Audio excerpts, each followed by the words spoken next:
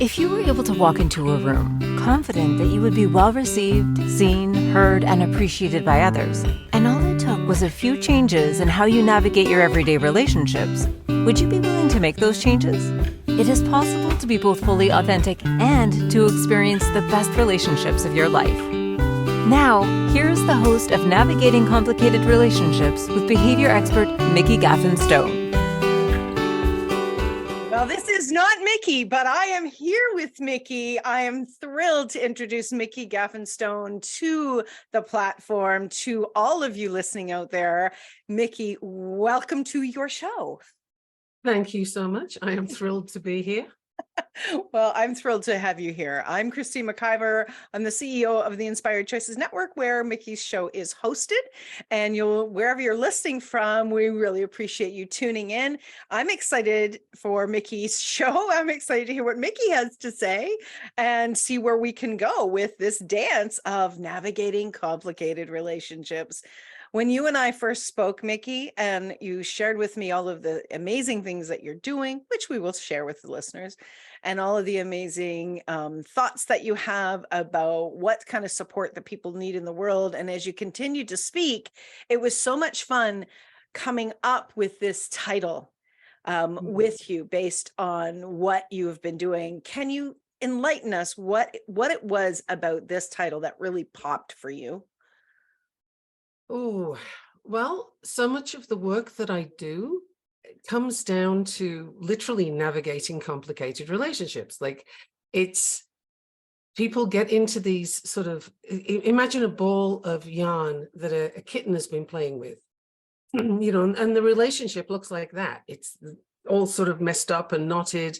And if somebody just comes along and sort of pulls the thread and winds it again more neatly, the same ball of yarn is actually now usable. And relationships, sometimes there's just some miscommunication or story. We tend to build a lot of story about what we think the other person is doing, thinking, the place they're coming from, and it's our own lens. So, we create this messed up ball of yarn. And if somebody can come along with a different perspective and say, well, let's try this, it'll work better. And that's kind of a metaphor for how it works out. And I just find myself repeatedly going back there. That's awesome. Well, when we first came up with this, I looked at that title and I went, yeah, most relationships do have a component of being complicated at some time or another. And we all need guidance in the area of relationships for sure. So we're going to get into the conversation, but first I want to read the legal, the proper, the amazing bio of Mikki and introduce you formally to our listeners. So Mikki Gaffen Stone is a behavior expert, speaker, educator, human design intuitive and transformational coach. She is dedicated to empowering individuals with the tools and insights needed to navigate their own complex relationships.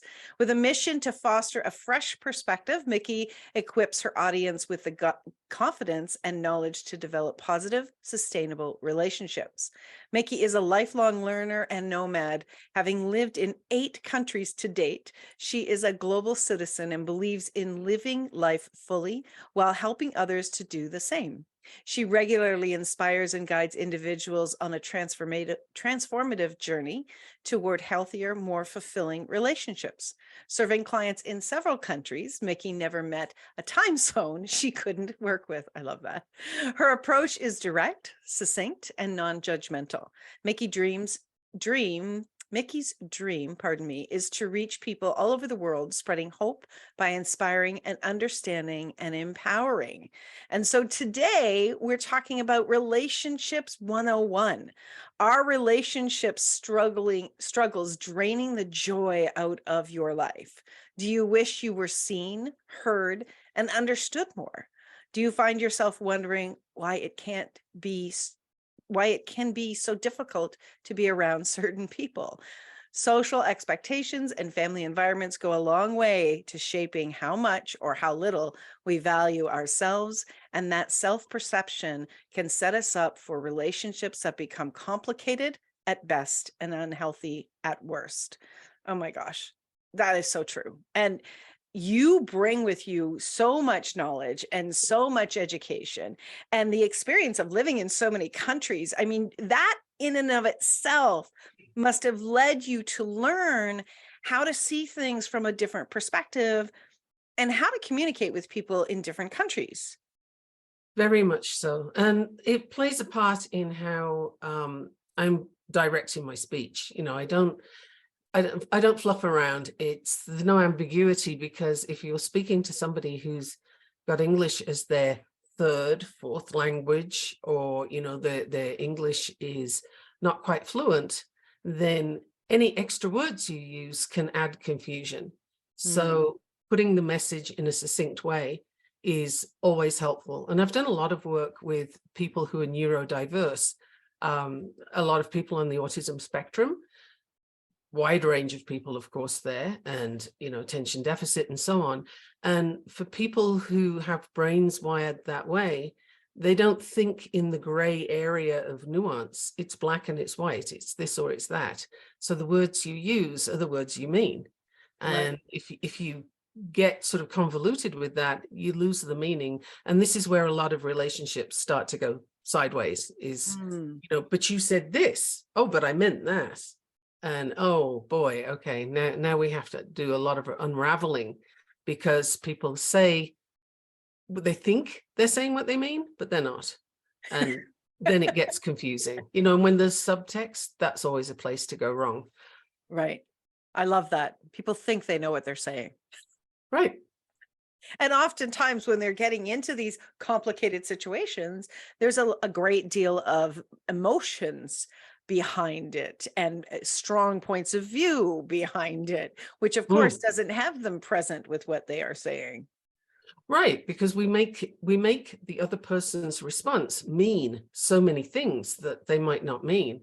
An example I use a lot is with children. You know, when you tell a child, be polite, well, what does that mean? Did you ever define it? Your definition of what being polite is probably isn't the same as mine. We may have some commonality and we'll have some differences. The child has no frame of reference. They don't know what you're thinking, but we somehow expect them to pick this up out of the ether. So the kid tries, but they often get it wrong. And then the parent gets mad because the child's not listening to them. You didn't say anything. You know, that's where saying what you mean is simple, yet difficult. That's very cool. That's very, very cool. There's so many things that I'm sure that you're going to be able to teach us about this. How did you, in addition to the traveling, how did you come down to this path in your life? What was it that led you into this type of work? I would say navigating the school systems and different countries with my own two children. It was not a smooth pathway by any means.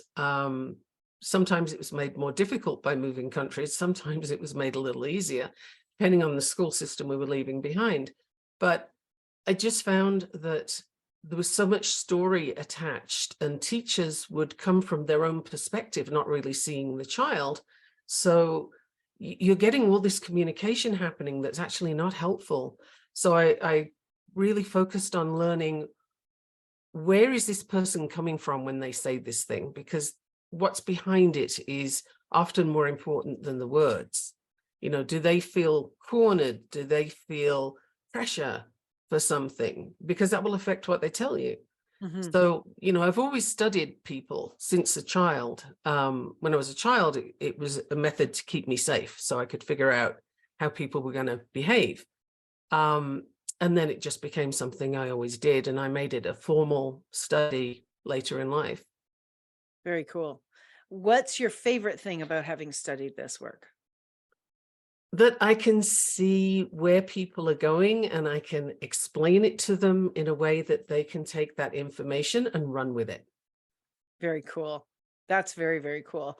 So what is your desire? What's your biggest desire in doing this body of work? I would love to reach as many people as possible, just more and more and more people, so that they can put aside a lot of the tangled webs that they weave for themselves, and see that there's another way. It doesn't have to be that way. And we often repeat the patterns from our parents, and that in itself can be problematic. Right. Partly because sometimes the parents had their own issues to work through. And so, you get to be on the receiving end of that. But in addition to that, our parents' generation, our generation, and the kids that we're looking at today, we are not the same species. This is a whole different ballgame. We didn't have computer, social media, all the fast, even microwaves. That wasn't always a thing. So expectations and challenges that people face now have changed so much from the stuff we learned from our parents that it's just, it's a whole new ball game, and we need to move with that. And people tend to stay stuck with what they know. Sure they do. And it's interesting when I was a part of the sandwich effect with my family, right? I was taking care of my mother for the last several years, and then I have my own children. And it's interesting how we look at each of the other generations and go, well, they don't know what they're talking about. Yeah, well, you don't know what you're talking about. You don't know what you're talking about. So this is going across the board, and it's really no one's fault, right? It's the environment we've been exposed to. Oh, 100%. I mean, blame, if I could eradicate one thing in this world, it would be blame, because blame is something that we use that disempowers us because it's not our fault. Therefore, we can't do anything about it. It puts the emphasis onto somebody else. And if they choose to accept it, then it disempowers them as well, because they're too busy feeling shame about all this terrible stuff that they did. Nobody feels good. Nobody takes good action. You can't move a relationship forward from there. Blame has no place anywhere in any situation. It's wildly unhelpful. So, our parents did what they knew to do. They didn't sort of sit down and say, how am I going to mess up my kid? Or how am I going to make their life miserable? Let me think. We don't do that. We come with the best of intentions, but you also come with your baggage. So, I'm kind of on a mission to help people unravel their baggage and see more clearly, so that we don't have to keep repeating dysfunctional patterns. Yeah, I'm sorry, I got Unpack Your Bags by Mikki Gaffen Stone. It's such a big piece of what I was just wondering, what enters the room first in a relationship, the individual or the baggage? There's so much that we are carrying, and then we're also carrying our parents' baggage with us, right? Because we learned it from them, and who knows how much of their stuff is with us that's not really ours. And it's a lot. Well, I would go as far as to say the baggage enters the room first, because sometimes you don't enter the room without that baggage. You're entering that room because you have that baggage. You're making those choices because this person has traits that are familiar to you. Now, is that a good thing or not? Because it isn't always. Familiar doesn't necessarily mean good, healthy, productive. Sometimes you're attracted to exactly the wrong person, and the reasons for that are in your baggage. You have to open that suitcase and have a look inside, because there is a hot mess in there. True story. Oh my gosh, that is so true. And the blame piece is so huge, especially with so much that's going on in the world today. There is an overload of blame happening, and there's very few voices like yours who are asking people to perhaps take a different perspective, and perhaps let's unpack all of this so we can get to a healthy place. And well, I'm glad you're here. I'm glad you're here with your voice on teaching us how to do this. We are up to our first break, Mikki. See, I told you things go fast here. It's a time warp. It's a time warp. So everyone stick around. We've got more of Mikki's brilliance here on the Inspired Choices Network. You're listening to Navigating Complicated Relationships with Mikki Gaffen Stone on Inspired Choices Network. We will be right back for the next segment. Don't go What anywhere. if your relationships could be a source of delight instead of a source of struggle? In a world where human interactions are anything but straightforward, tuning in to Navigating Complicated Relationships with behavior expert Mikki Gaffen Stone will offer you insights, tools, and a whole new level of understanding for you to use right now. Listen for Navigating Complicated Relationships with Mikki Gaffen Stone, Wednesdays at 12 p.m. Eastern, 11 a.m. Central, 10 a.m. Mountain, 9 a.m. Pacific on InspiredChoicesNetwork.com.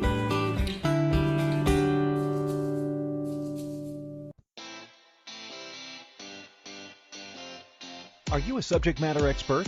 Are you here to share your expertise with an audience waiting to hear from you in only the way you can deliver? Are you ready to have your voice amplified across the airwaves? Inspired Choices Network has a global radio platform streaming to millions of people across the world. Professionally produced and supported by an accomplished team every step of the way, you can broadcast from anywhere in the world, knowing your voice matters, and we ensure it is delivered with ease and efficiency. Eager to hear your message, the world awaits. Contact us today to become an Inspired Choices Network radio host. Email become a host at inspiredchoicesnetwork.com. This is Navigating Complicated Relationships with Mikki Gaffen Stone. To participate in the program, join the live studio audience in our chat room at inspiredchoicesnetwork.com. You can also send an email to Mikki@gaffenstone.com. Now back to the program. Welcome back, everyone. That is right. We are listening to Mikki Gaffen Stone. I am Christine McIver. I have the honor to be able to interview her today and bring her amazing new show, Navigating Complicated Relationships, to the airwaves and the video waves. Is that right? I think it's called video waves. I don't know. Anyways, Mikki, I'm so thrilled that you're here. I'm really loving this conversation and the insights that you've already been bringing to us. Now, for anyone that really wants to learn more about Mikki, you can find Mikki. You can email her at Mikki, M-I-K-K-I, at gaffenstone.com. That's Gaffen stone.com. Or you can email her, go to her website at gaffenstone.com. Very straightforward. Thank you for that, Mikki. That's awesome. So you've kind of started to lay out some of the areas where you really love to focus and the areas that are very, very important. What is Relationships 101? What is it that you wanted to really start with in educating our listener base? I guess the 101 implies the fundamentals. So that would be things like communication, giving the other person the space to be who they are, seeing that person for who they are. And this can be colleagues, this could be personal relationships, it can be your parents, your kids. The same basic rules apply. You know, who is that person that you're talking to, with, or at? And which of those things are you doing? Where are they coming from? Like, just getting relationships onto more of a deep understanding of who you're talking with. Even with colleagues, it really helps to know where they're coming from and what they're looking for in their day so that yours can also go more smoothly. Mm-hmm. If you're a bunch of strangers, then, you know, the effects will be disjointed. Right. And how disjointed can they also be when we know each other, but we don't spend the time to know each other? Right. That's where some of the biggest problems come in, because you don't see them. You don't see them coming until it's a huge issue. And a lot of it comes from the stories that we tell ourselves. Oh, this person thinks that's why they said this thing, or, oh, they went over there because X, Y, Z. You know, we are constantly telling ourselves stories and don't always think to ask, just check in, you know, hey, I saw you do such and such. What was that about? Or, oh, I thought it was this. Is that right? You know, just checking for accuracy. We don't tend to do it. And why don't we tend to do it? I think because we assume we're right. And another downfall would be we believe what we think. That's a huge piece, you know, don't believe everything you think. I use human design as part of my relationship piece because it tells me a lot about how that person shows up energetically.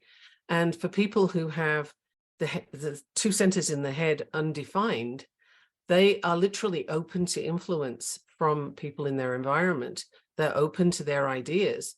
And so it feels like theirs, and they can hold that and be like, yes, I strongly keep to this, but they never actually examined it to see if it's theirs. They just took it in. So, whether you look at it from a human design perspective or a behavior analysis perspective, we take stuff on without examining it. I mean, how many times a day would you have to examine your thoughts? You can't do it. So, but we have to pick some. What will you look at?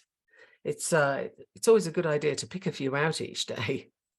So how would we do that? Well, decide what's important to you, first of all. Like if you've got a relationship that's already tricky, got some twisted yarn in it, then that might be a great place to start. Why? What happened? What do you see is happening here? And talk to the other person. Ask them. Right. Oftentimes when relationships have gotten extremely complicated, we hold back asking those questions. We hold back, like you said, because we think that we're right. We haven't also been educated in how to ask those questions. That's true. And I would say as objectively as possible is always a good place to start. So as soon as you start talking from an emotional place, I'm so upset because you did such and such, and that makes me feel this way. That's a very popular thing to do, but it doesn't help because it's all about you and you didn't bridge that gap to the other person. But, oh, I see that you responded this way to such and such. What did that mean? Or why are you doing that? Or, I feel uncomfortable with that, but am I reading it wrong? Like literally ask those questions that leave you open to being not the person who knows everything and not the person who is right. Maybe you're not. Wow. What? No, No, I that's know. not right. Maybe you're not correct on that particular thing. And so what? What difference does it make? Would you like to have a smoother relationship, or would you like to be right? Mm-hmm. A lot of people I know that in speaking with who are challenged in different relationships, they feel like, why should I do that? They're the ones that did this, right? So that being right piece. And as I've had experience in starting to pull back the layers on that, oftentimes they feel very vulnerable and exposed when they come forward and ask some of the questions that you're suggesting. Yes, and there is an element of that. And one of the things I work on is helping people be comfortable with being open like that, because you're on this planet to experience life, to experience all the richness it has to offer. And if you keep yourself small because you're afraid to look like you don't know something, or you're afraid to be wrong, then your experience is diminished. What are you actually doing? And you're going to end up in a far more uncomfortable position later in that relationship if you don't unravel it now. Mm-hmm. So it's a choice. It is a choice, and it's such good insight. Of course, when we're in the thick of it, sometimes we're not open to receiving any of that piece. What do you find is the thing that draws people to you and your body of work? Like, where are they oftentimes coming from? In crisis or in desire to change? Well, there's going to be a mix of those things. One of the things I check for is a readiness to change, because sometimes the desire can be there, but they're not actually ready to try something new. And that's a key piece to being coachable, if you will. Can you try something new? Will you put yourself out there? And what brings people to me is they've often been in a position that they're just not fulfilled in. That, there's just something missing. There's success, but it's not deep. It's not fulfilling. And so what else could there be? And then there is the other end of, we've hit a crisis. What are we going to do with this? But if I can get to people before the crisis, it's so much easier. So, I prefer the easy route. Thank you. Noted. I have to put that down. That's awesome. So what are some of the other things that you find with people in relationships that's holding them back from having an uncomplicated relationship? Story would be the first thing. Baggage is right there with it. They're kind of intermingled. And then, just a lack of wanting to try. Like, that might sound counterintuitive, but you mentioned it earlier with, well, why should I? It should be this way, or you should know, this is Oh, this is that one of one. those offset things. You should know what I like, or you should know what I want. I don't know. My mind reading class didn't go too well. How was yours?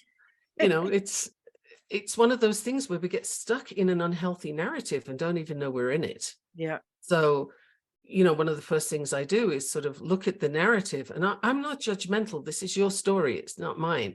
I'm just here to give you some opportunities to change the narrative if you choose to do so. That's kind of what you've come for, right? Mhm. So it doesn't matter who's right and who's wrong. I don't care. It's completely immaterial. The question is, what are you going to do from here? Mhm. It's funny, I can remember, growing up in the circumstances I grew up in the time of life, time of the world. The first time somebody ever explained to me that, of course, that person has no idea what you want. I honestly did the whole, head turn, really? And there was so much out there around. You remember when people would talk about it, like in romantic relationships, like, where's your list? Like, we would all have these lists, and then the rules. Oh my God, the rules. They were, I know I got to a point, it was like, okay, can everybody just take their rules and go home? Because it was that, like, if he doesn't do this, or she doesn't do that, or if he does this, and it was like, oh my gosh, stop. But there was a point where it was like, that was a huge aha for me. That person doesn't know what I want. And it was being raised in the world that I was raised in, that it he should know, she should know what I want. How is it possible they don't understand this? And it's very funny how we get so grounded in those belief systems, and we allow those things to drive or destroy our relationships. Well, they're out there very early on. I mean, back in the day, it was magazines, right? Cosmopolitan's 10 lists on Oh my how gosh. to land a guy, 10 things, how to be happy without a guy. And, there's something new every week because that sold magazines. Now it's social media. And there's always a story. Well, if you're not doing this, you're not doing it right. If you don't look that way, then that's not correct. And you're being made wrong all the time. And this input is toxic, and it has nothing to do with you. That's the thing. People on social media are just yelling into the void. They have no idea who you are, but you take these pieces of information and apply it to your relationships, and man, are you in trouble when you do that, because it just doesn't apply. And the poor soul on the receiving end has no idea what hit them, because they don't know what's going on in your head. They don't know what your rules for engagement are. And if you don't have that conversation, they're never going to know. They just Right. won't know what you did to them. Right. There is a show on, it's now ended, but I've been watching it on TikTok. It's quite entertaining, but now through the lens of what you're saying, I'm like, ooh. So it's called Ghosted, and it's a radio station that does this thing called Ghosted. So you can call in if you were ghosted by someone, and they will learn about what happened, and then they will call the other person, and the other person has no idea that this is occurring, and they don't know that the other person is waiting on the line listening. And it's like, oh my gosh, some of the things that come out are just horrendous. I did see one beautiful thing where it was just a miss during COVID, and they were so happy that they were reconnected. But a lot of them are like the perspective piece and the lack of actually having those vulnerable conversations. Yeah. Well, people think that other people see the same thing they see, but we don't. If you look at a movie with five other people, you just saw 6 different movies. It's not the same perspective. That's very, very interesting. Well, we are up to our next break of the show already. Mikki, this is awesome. I'm sure we have lots of questions of people out there wanting to ask you more questions, but I have the privilege of doing that. And we will continue this right after this break. You're listening to Navigating Complicated Relationships with Mikki Gaffen Stone here on Inspired Choices Network. Don't go anywhere. We'll be right back. What if your relationships could be a source of delight instead of a source of struggle? In a world where human interactions are anything but straightforward, tuning in to Navigating Complicated Relationships with behavior expert Mikki Gaffen Stone will offer you insights, tools, and a whole new level of understanding for you to use right now. Listen for Navigating Complicated Relationships with Mikki Gaffen Stone, Wednesdays at 12 p.m. Eastern, 11 a.m. Central, 10 a.m. Mountain, 9 a.m. Pacific on InspiredChoicesNetwork.com.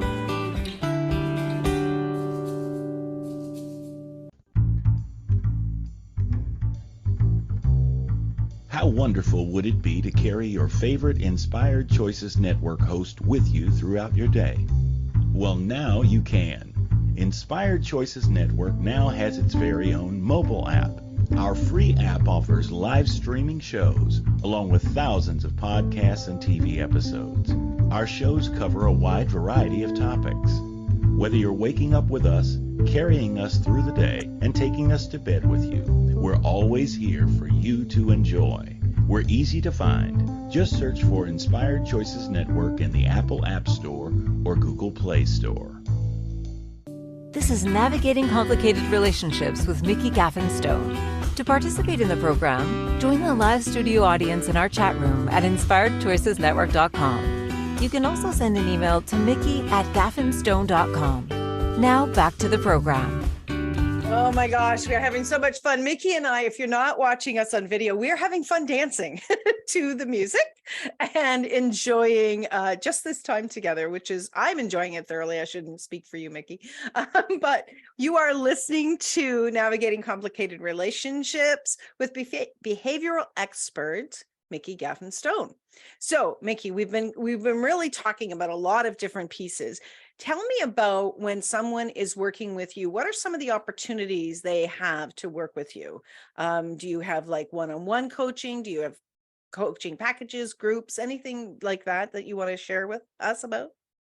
Absolutely. I love to do one-on-one because we can get into the nitty-gritty of what's going on for that person. I work with couples. That's a happy space for me as well, and we can do that in different ways. And I'm putting together a really exciting program, which is 6 months long. It can be 2 people. Note, I didn't say couple because it doesn't matter to me, the combination. It could be mother, daughter, whatever. So it's a pair or a single, 6 months of coaching, but at the end, we go on a cruise. And the cruise, a cruise. What? A week-long cruise. And it is a celebration. It is a wrapping up of the coaching experience and all the things that have been learned. It's a fine-tuning of anything that's left to do. And that part will be a group. So people can still have individual coaching on that cruise for an hour or 2 a day if they choose it. And I'll bring other people with me to offer their expertise. So it's really like this massive grand finale. And I'm very excited about that piece. So the 6 months of coaching, it's that time frame because that's enough to get the results you're looking for by and large. Sometimes people have extra things they want to work on, so we'll do it again. That's just fine. We can keep going as long as you keep coming up with things. Groups is something I'm looking to do as well. I don't currently have one, but if somebody wants to get a group together, come talk to me. Yeah, absolutely. And your email address is Mikki@gaffenstone.com. Your website is gaffenstone.com. Across social media. I know we have you across social media for sure. We do have some questions that have been coming in. So let me just look to the questions. So one of our listeners is asking, how can I foster a supportive and nurturing relationship with my teens without smothering them? Oh man, that is like my happy space. I love that question. I love that question. First of all, let me just say, I really enjoy teens. They are a blast, but I'll get to your question. So when a teen is facing a decision that they need to make, parents will often make the decision and tell them, you need to do this. You know, I'm going to guide you and keep you safe. But what you're doing when you do that is you're not allowing them to build the muscle of decision making. So when they, you know, look at a teen as an adult in training. What would you like to be trained with when you're learning to be an adult? You want to know how to make good decisions. Well, how do you do that? The parent can say, well, you know, if you choose this, I see this stream of possibilities. If you choose that, I see these things. What do you think? And then let them decide and let them follow through on that decision, because unless it's a life or death thing, leave them with it. Mistakes now are way better than mistakes later. So giving the teen as much autonomy as you can, letting them know that you trust them, letting them know that you value their opinion, so you can ask sometimes, you know, because literally you want this teen to be an adult by the time they leave home, and you want them to be able to leave home, right? You don't want your 35-year-old living in the basement. I'm making an assumption here, but you know, most people, when I ask them, what do you want for your child or your teen? I want them to be happy. I want them to be, you know, independent, well-adjusted. Well, there's some training to do for that. And letting them know that you're there when things go wrong and you don't have a judgment about that. You're just like, wow, that sounds like a lot. That's heavy. You know, how do you feel about that? What would you like? How can I support you? Lots of curiosity, lots of questions, zero judgment. It doesn't matter if you know what you should do. In fact, all the more don't say it, because that's your perspective and you had to learn that somewhere. What's your teen going to learn? I love an adult in training. That really snaps the brain into a different way. And I love that curiosity. And it's nearly like you're reflecting back. You're a mirror. We're just reflecting back on what is occurring for them. And I know when I did do that with my teens, they felt supported. They felt like someone was listening and not so much preaching at them. Right. But we received such terrible training to be parents. We were taught to preach and to control, and because we loved them, like gag me. Well, that's a mixed up story. And for Gen Xers, who many of the parents are now, Gen X is what I like to refer to as a feral generation. You know, Gen X raised themselves, latchkey kids. Here, take the key, get yourself to school. When you come back, get yourself something to eat and don't set the house on fire. You know, that was basically the instruction. And there were a lot of expectations for kids when they were Gen X, but no how to, no training. So you didn't even get training to be a kid, let alone to be an adult. And then you're trying to parent. So again, no blame, zero blame. We're all doing the best we can. Right. Another question is, how can I foster a healthy relationship with someone who isn't interested in talking about our relationship? That is a tough one, because it is a two-way street. But first thing I would do is set boundaries for yourself and keep them. And I find that setting boundaries is a really difficult topic, again, because Gen X generally weren't taught what a boundary was. We didn't have any, because there was no need, right? You just boot it out in the morning and you come back at night, and what's a boundary? But knowing what you will and will not accept, and having a consequence when somebody crosses that boundary, and being able to state your boundary are all key parts. You know, if you have an idea in your head, well, I'm not putting up with that, but you never communicate that, then all you do is you have an idea in your head. That's not a boundary. It's a boundary when it's clearly established. So that's the first thing I would do if that person's not willing to work on the relationship, or at least they're not willing to talk about it. Set some boundaries and see how they respond to those boundaries. And if they're running over your boundaries, even though they know what they are, that's another conversation. We need to revisit this, because you're already at a difficult level if somebody's not respecting those boundaries. But do you have them? Are they clearly stated? Most people really aren't very good at boundaries. That's true.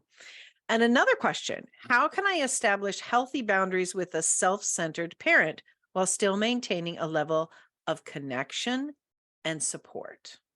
Right. And that one takes a while because we need to figure out where the self-centeredness comes from and, how they're applying it to you. But essentially, if somebody's all about themselves and you want to get in onto their radar, acknowledge them. Wow, I see you, I hear you, I get what you're saying, and this is what I need.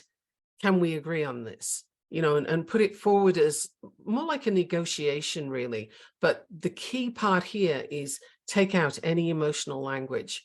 There's no, you did this, you need to do that, I felt this way, you terrible person. All that sort of emotive stuff needs to go away because it gets in the way, it clouds the issue. If you can be objective, the other person is less likely to feel threatened. Right. It's a real dance, isn't it? When we were raised to not show our emotions. We were taught to not show our emotions.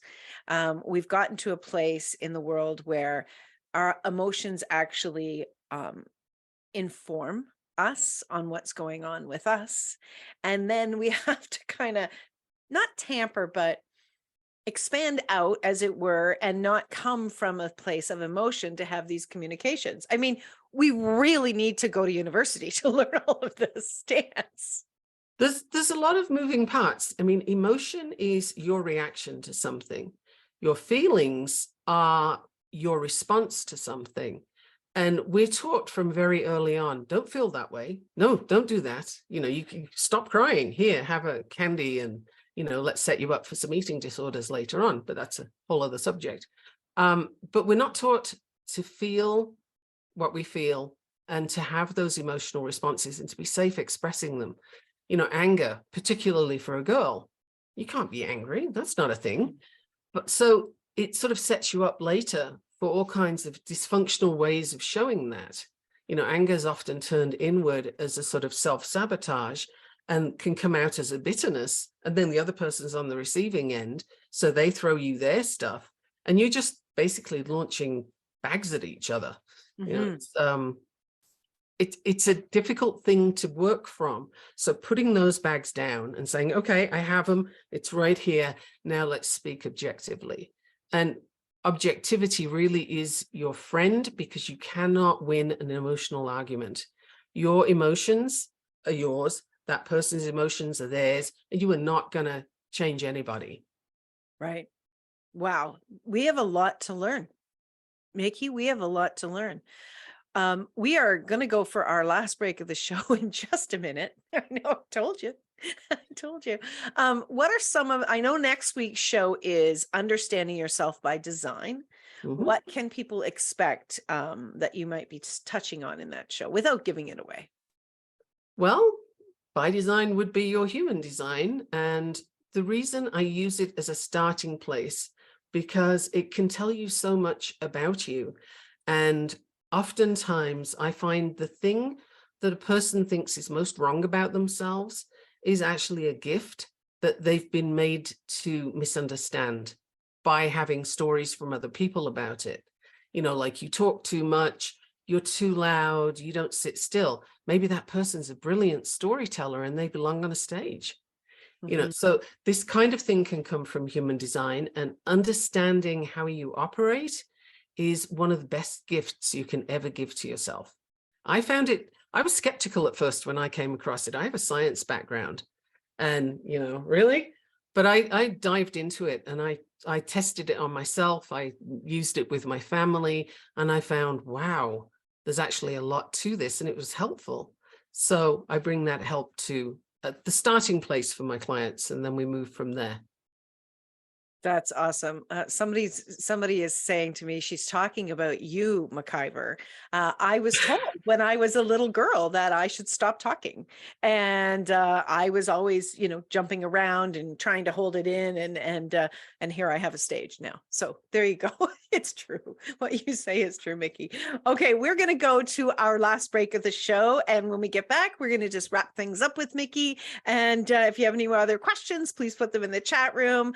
If you you are listening to the replay, do reach out to Mikki, do connect with her. What she can do to contribute to you understanding how to navigate through your complicated relationships, I'm sure is massive. And be sure to come back again next week. Mikki will be live every Wednesday at 12 p.m. Eastern, 11 Central, 10 Mountain, and 9 Pacific. Yeah, my brain. Okay, get it all straight. All right, everybody, you're listening to Navigating Complicated Relationships with Mikki Gaffen Stone on the Inspired Choices Network. We'll be right back. What if your relationships could be a source of delight instead of a source of struggle? In a world where human interactions are anything but straightforward, tuning in to Navigating Complicated Relationships with behavior expert Mikki Gaffen Stone will offer you insights, tools, and a whole new level of understanding for you to use right now. Listen for Navigating Complicated Relationships with Mikki Gaffen Stone, Wednesdays at 12 p.m. Eastern, 11 a.m. Central, 10 a.m. Mountain, 9 a.m. Pacific on InspiredChoicesNetwork.com. This is Navigating Complicated Relationships with Mikki Gaffen Stone. To participate in the program, join the live studio audience in our chat room at InspiredChoicesNetwork.com. You can also send an email to Mikki@gaffenstone.com. Now back to the program. Back to the program is right. Mikki, this has been so much fun getting to know you even more, understanding your extreme, excessive knowledge in these areas. And, the part that I'm enjoying the most about it is that you can see things in such a simplistic way. And, you don't make it complicated to learn how to start to change those complicated relationships. And I think that's such a gift that you have. And it's such a blessing for other people because, read this book, go to this therapy, do this, and it can become, relationships are worth the investment. And when you're in that space, it can become such a mountain to try to figure out, what should I be doing? Where should I go? I don't understand. And the simplicity and the directness that you are is refreshing. Great. I'm glad you feel that way because that's absolutely how I show up.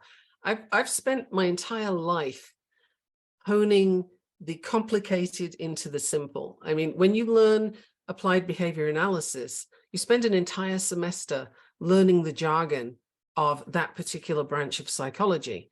And then you have to figure out how to put it into English so that you can talk to parents. To me, this is a bizarre concept. I don't understand why we do this all the time. Every branch of psychology has their own jargon, and it makes you like an exclusive club. Mm-hmm. Well, to me, we're all here for the same experience. We're all here for the human experience. So if I can help somebody navigate theirs to be a healthier, happier experience, I'm 100% here for it. I'm going to do that because I can see it and I see what's going on. Like I really do see the big picture. I've spent my life looking at it, and I've done this from different perspectives. I've been a nurse, I've been a Montessori teacher, I've traveled, behavior analyst. I'm always working with people and what do you need? What do you need? How can I, help things along from different perspectives? And that all comes together when I'm working with a client. So I have so many things to pull from, and I love that. I don't accept the pigeonhole of you do this because this is what you've learned. I've learned many things and I want to use all of them. I don't accept that you can only use one thing. Yeah, and People there's so aren't many. one thing. No, people aren't one thing. Relationships aren't one thing. It's not a one size fits all situation, and neither should the support be. And I love that you're pulling from both personal experience and education, and then your own business in working with people, that you're bringing all of this knowledge and experience to the table. Do you find that you're also continuing to learn new ways of being with clients and working with clients? Every day. I literally in my bio say that I'm a lifelong learner, and I'm not kidding. I am always learning. I will stop learning the day I die, probably. certainly not before. Maybe I'll continue after. We don't know that yet, but I'm willing to learn. No, because people, every person that I interact with brings something to that interaction. And maybe I learn something from them. Maybe they learn from me, but hopefully together we move the project forward and get them to a happier place. There was a couple that I worked with a 3-year-old, and they were really butting heads a lot. They were just not on the same page. And I started with their human design and found exactly why they were butting heads, and started to work with them both on how she could accommodate his needs, he could accommodate hers. They could give each other some grace and some space. And now they're doing really well. Now they're really, they're doing fine, and there's no talk of divorce anymore, which is wonderful. And sometimes that can happen, and sometimes the relationship is actually completed. And I generally prefer to say that something is completed when there's a divorce looming. So the question then is, how are you going to exit with grace and dignity as much as is humanly possible? And I think a lot is possible. And if you have kids in that relationship, that is a big conversation, because those kids are usually not asked what they want. Then they're usually moved, but they're not involved. Mm-hmm. And that's a piece that I like to bring in, is how can we get co-parenting in a civil way? So, there's relationships, it's the whole gamut from the start to the end of that relationship. And what do you do with it? Did you say gamut? Gamut. I've never heard gamut. Oh, there you go. I'm giving you a vocabulary thing as well. I love that. I love that. Please give us more. Give us more. Everybody Google. That's awesome. So you definitely are bringing in so many areas that we need support in our lives. We need support in the world. What is the one thing that you would love people to walk away with just from today's show? What's the one thing that you would love for them to remember? Okay, I'm going to go with the subject of blame. If you find that you blame others, whether it's people or circumstances, for your situation, where you are, how you feel, I invite you to have a look at that and see where you can take ownership, because taking ownership is not about blame. It's about being empowered to take action from there. If you own it, then you can deal with it and you can make it better. So that's something, if you can find where you have blame in your life on anybody, for anything, it doesn't matter if they did it. We're not arguing the facts here, we're arguing blame. If you can just put that aside, and then you have space to move forward. So if everybody took that one piece away, I would be thrilled. I love the differentiation around, we're not arguing facts, we're arguing blame. Right. Because people do things and you wish they didn't, or you have experience in your life that's awful. Okay. But what can you do from here? That's not to negate it, but do you really want to carry that sack of coals with you still? Or can you put it down now and take some action to make life better? Nobody else is suffering but you if you carry that bag. So I invite people to put it down, forget the blame. Now, what action would you like to take? Yeah, and it takes such a toll on us when we are carrying those bags of blame with us. I'm sure that it ages us faster and faster. Well, it's a lot to carry. And if you're carrying blame that somebody else has put on you, I invite you to put that down as well, because it's not a case of who's to blame. It's a case of what will you do differently next time? It's a place for growth if you can put the blame down. Put the blame down. I think that's a book. There you go. There's a book title. Okay, I'm on it. Well, this has just been so much fun getting to know you, being educated by you. I'm so inspired to learn more about what you're bringing to the world, and all of our listeners. Like, this is gold. You've got to come back and again and listen to Mikki and all that she's going to be sharing and guiding us. And as I said before, in such a simplistic, direct manner, you make it easy to remember these things. So it's fantastic. So again, you want to reach out to Mikki at gavinstone.com or gavinstone.com, her website. Again, across all the social media platforms where you'll be able to find her. And you'll also be able to find her on TV. If you go to inspiredchoicesnetwork.tv, you'll be able to see her new TV episodes playing there. And yeah, you know what? Until next week, take care. Thank you so much. Thank you for listening to the Navigating Complicated Relationship Show. Mikki returns Wednesdays at 12 p.m. Eastern, 11 a.m. Central, 10 a.m. Mountain, 9 a.m. Pacific on InspiredChoicesNetwork.com. Until then, remember every relationship is a journey, and with the right tools, you can create stronger, more fulfilling connections.